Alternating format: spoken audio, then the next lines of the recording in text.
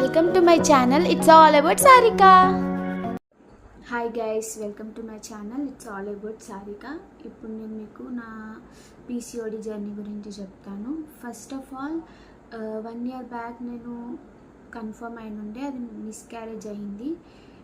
తర్వాత అది గ్రోత్ లేకుండే బేబీ, సో మిస్క్యారేజ్ అయింది.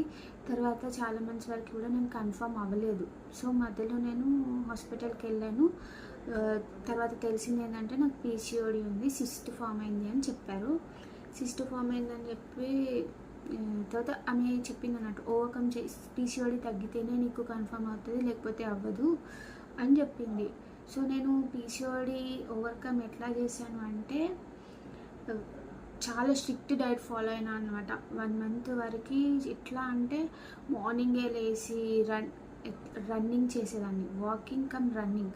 ఒక 2 rounds వాకింగ్ చేస్తే 1 round రన్నింగ్ చేసి మన కెపాసిటీ తగ్గట్టు రన్నింగ్ చేసా.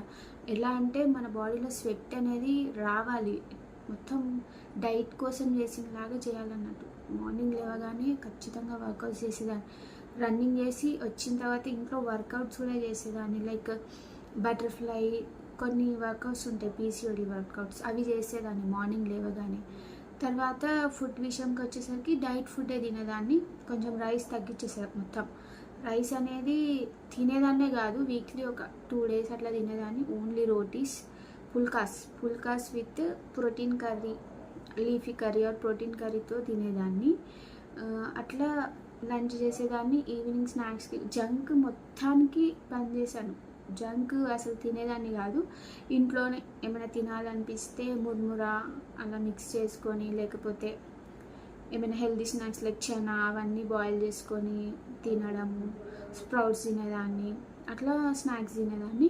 డిన్నర్కి వచ్చేసరికి లైట్గా ఫుడ్ తినేదాన్ని. చాలా మనం మెయిన్గా పీసీఓడి వచ్చింది అనడానికి సింటమ్స్ లైక్ రీజన్స్ ఏంటంటే, నీకు పీరియడ్ డిలే అవ్వడం ఫస్ట్ థింగ్. ఎప్పుడు రెగ్యులర్గా అయ్యే నీకు పీరియడ్ డిలే అయింది అంటే something is going on, like PCOD ఉంది అని ఫస్ట్ సింటమ్. నాకు అట్లా అయింది, బట్ కామన్ కదా, అప్పుడప్పుడు అవుతుందేమో అట్లా అని పట్టించుకోలేదు యాక్చువల్లీ. కానీ అది పీసీఓడి వల్ల డిలే అయ్యేది. తర్వాత నేను ఈ వర్కౌట్ ఎప్పుడైతే చేశానో బాడీ అనేది లైక్ మెయిన్ ప్రాబ్లం ఏంటంటే, వర్క్ ఫ్రమ్ హోమ్ వల్ల కంటిన్యూస్గా 8 hours అట్లా కూర్చోవడం వల్ల పీసీఓడి అనేది వచ్చింది. ఇది ఎట్లా తగ్గించాలి, కూర్చుంటాం వర్క్, కానీ దాన్ని బ్యాలెన్సింగ్గా వర్కౌట్ కూడా చేయాలి. సో నన్ను తెలుసుకున్న తర్వాతనే మార్నింగ్ వర్కౌట్ చేసేదాన్ని. ఇట్లా కంటిన్యూ రొటీన్ ఫాలో అయిన తర్వాత కరెక్ట్ టైంకి పీరియడ్ వచ్చింది. తగ్గింది అని అనుకున్నా, బట్ అట్లే 2 months కంటిన్యూగా చేశాను. బట్ ఆల్సో నేను తగ్గింది చెక్ చేయించుకుంటే, తగ్గుతుందమ్మా, తగ్గింది కొంచెమే, 0.3 సంథింగ్ ఉంది సిస్ట్, అది పెద్ద ప్రాబ్లం కాదని అన్నారు. సో నేను పట్టించుకోలేదు. అంటే తగ్గింది కదా అని చెప్పేసి నార్మల్ ప్లానింగ్ చేసుకుంటే అవ్వలేదు, స్టిల్ నేను అవ్వలేదు. కానీలే డైట్ అయితే ఫాలో అవుదామని సేమ్ అలాగే రొటీన్ ఫాలో అయినా. 2 to 3 months వరకు నేను డైట్ చేశాను, వర్కౌట్స్ చేశాను, చాలా వెయిట్ లాస్ అయ్యాను. చాలా వరకు వెయిట్ లాస్ అయ్యాను. సడన్గా వెయిట్ గెయిన్ అయిపోయాను. మెయిన్గా ముందు ఉండేదానికన్నా 12 kgs నేను పెరిగిపోయాను వర్క్ ఫ్రమ్ హోమ్ చేయడం వల్ల వితిన్ 1 yearలో. దానివల్ల పీసీఓడి వచ్చి వెయిట్ గెయిన్ అయ్యాను. ఎప్పుడైతే ఈ వర్కౌట్స్ అన్నీ స్టార్ట్ చేశానో వెయిట్ లాస్ అయ్యాను, పీసీఓడి తగ్గింది, బ్యాలెన్సింగ్ ఉండే, కానీ కన్ఫర్మ్ మాత్రం అవ్వలేదు. చాలా బాధపడ్డాను. చాలా డాక్టర్ ఎంత అడిగినా ఈ సైకిల్ కాదమ్మా, నెక్స్ట్ సైకిల్లో ట్రై చేయండి, నెక్స్ట్ సైకిల్ అని చెప్పి పోస్ట్పోన్ అవుతూనే ఉంది. అంటే ట్రై చేస్తూ అవ్వట్లేదు. అప్పుడు నార్మల్గా సేమ్ అంతే, కానీ ఒకసారి వేరే డాక్టర్ దగ్గర కూడా కన్సల్ట్ అవుదాము, ఈమెనే కాకుండా అని చెప్పి వేరే డాక్టర్ దగ్గరికి వెళ్ళాను. ఇదే రిపోర్ట్స్ తీసుకొని వెళ్తే, నీకు అంతా నార్మల్ అయిపోయిందమ్మా, నీకు ఏ పీసీఓడి లేదు, తగ్గిపోయింది, నువ్వు మెయిన్గా టెన్షన్ తీసుకుంటున్నావు, దానివల్ల నీకు అవ్వట్లేదు, టెన్షన్ తీసుకోకు, జనరల్గా హ్యాపీగా ఉండు, నచ్చింది తిను, ఎంజాయ్, అంటే నీ బ్రెయిన్కి స్ట్రెస్ అనేది తీసుకోవద్దు, హ్యాపీగా ఉండు, నచ్చినట్టు కావాలంటే ఒక ట్రిప్ వెళ్ళి రండి, పీస్ఫుల్గా ఉండండి అని చెప్పింది. ఆమె చెప్పిన తర్వాత మమ్మల్ని చాలా మోటివేట్ చేసింది. యాక్చువల్లీ మేము చాలా డిప్రెస్డ్గా ఉండే, ఎందుకు ఇంత 1 year నుంచి స్ట్రగుల్స్ ఫేస్ చేస్తున్నాము, ఇంత అవుతుంది కానీ ఇంకా అవ్వట్లేదు అని. ఆ డాక్టర్ చాలా బాగా మోటివేట్ చేసింది. అంత బాగుందమ్మా, మీరు పీస్ఫుల్గా ఉంటే అదే సక్సెస్ అవుతుంది అని చెప్పింది. అదే మంత్లో ఆమెను కలిసాము. ఆ మంత్ మొత్తము పట్టించుకోలేదు నేను. నాకు క్రేవింగ్స్ అయితే తిన్నాను, బయట కూడా తిన్నాను, నచ్చినట్టు హ్యాపీగా తిన్నా. ఈ డైట్, ఈ వాకింగ్, వర్కౌట్ అన్నీ వదిలేసా.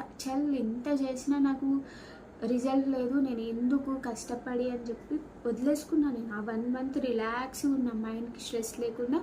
నచ్చినప్పుడు లేచా, నచ్చినప్పుడు తిన్నా, వర్క్ చేసుకున్నా, నచ్చినట్టు హ్యాపీగా ఉన్న. ఎవరిని ఏది పట్టించుకోలేదు. హ్యాపీగా ఉండడమే మనం చేయాల్సిన మెయిన్ ఫస్ట్ పాయింట్. మనం స్ట్రెస్ అస్సలు తీసుకోవద్దు. ఎంత మీరు ప్లాన్ చేసుకుని అవ్వట్లేదైనా సరే, కానీ నెక్స్ట్ మంత్ అనుకోవాలి, వదిలేసుకొని పీస్ఫుల్గా ఉండాలి. మైండ్కి అవ్వాలి అనేది అది ఉండొద్దు. జనరల్ హ్యాపీగా ఉండాలి, పీస్ఫుల్గా ఉండాలి. ఫస్ట్ పాయింట్, స్ట్రెస్ అస్సలు తీసుకోవద్దు. సెకండ్ పాయింట్ ఏంటంటే పీస్ఫుల్గా ఉండాలి, స్ట్రెస్ అస్సలు తీసుకోవద్దు, నచ్చినట్టు ఉండాలి. మనం హ్యాపీగా ఉంటే మన హార్మోన్స్ అనేవి బ్యాలెన్సింగ్గా ఉంటాయి. ఆ మంత్లో నేను డాక్టర్ని కలిశాను. ఆ మంతే అంటే పీరియడ్ రాగానే కలిశాను.